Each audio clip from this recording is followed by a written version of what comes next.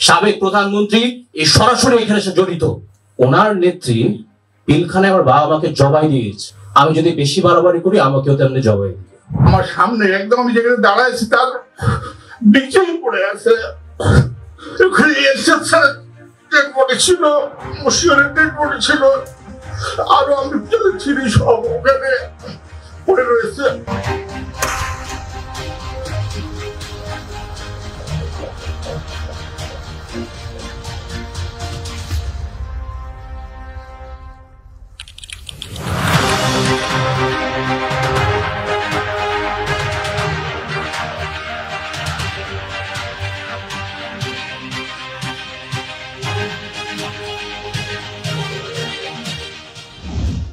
বলে আমাকে হাত উপরে তুলে আমি যে দিক দিয়ে ঢুকেছিলাম সেদিক দিয়ে টয়লেট থেকে বের করলো।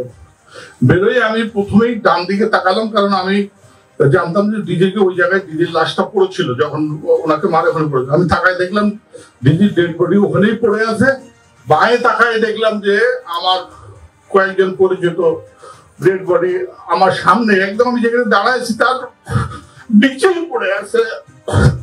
ওখানে এরশাদ ডেড বডি ছিল, মুশিয়ারের ডেড বডি ছিল, আরো আমি চিনি সব ওখানে পড়ে রয়েছে।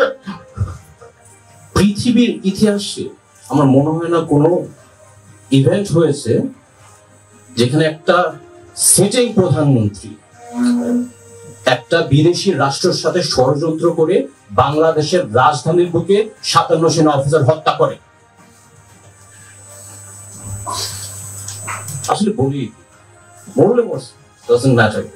এই হত্যাকাণ্ডের সাথে জড়িত শেখ হাসিনা, ফজলে নূর তাপস, শেখ সেলিম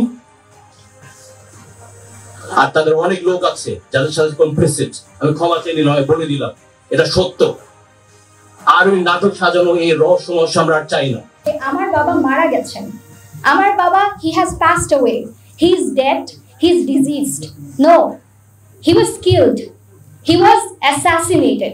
আমার বাবাকে তার এই বাহিনীর এই যারা বিপদগামী ছিল সবাই ছিল না, হয়তো হাতে গোনা কয়েকজন ছিল।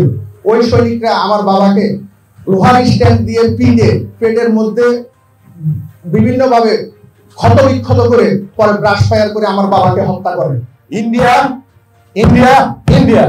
ইন্ডিয়ার প্রত্যক্ষ সহযোগিতায় এই ঘটনা ঘটানো হচ্ছে। শেখ হাসিনা তখন চেষ্টা করেছে এই দেশপ্রেমিক সৈনিকদের অফিসারদের নাম আটতে পারলে আমি থাকতে পারবো না। বিচারের আলোকে আমরা শহীদ পরিবার বর্গ মনে করি যে হাইকোর্ট ডিভিশনের রায় মোতাবেক ৩ জন জজ যে ইনকোয়ারি কমিশনের কথা বলেছে, অবিলম্বে সেই ইনকোয়ারি কমিশন গঠন করতে হবে। এতে আমরা মনে করি যে পর্দার আড়ালে রয়ে যাওয়া ষড়যন্ত্রকারীদের নাম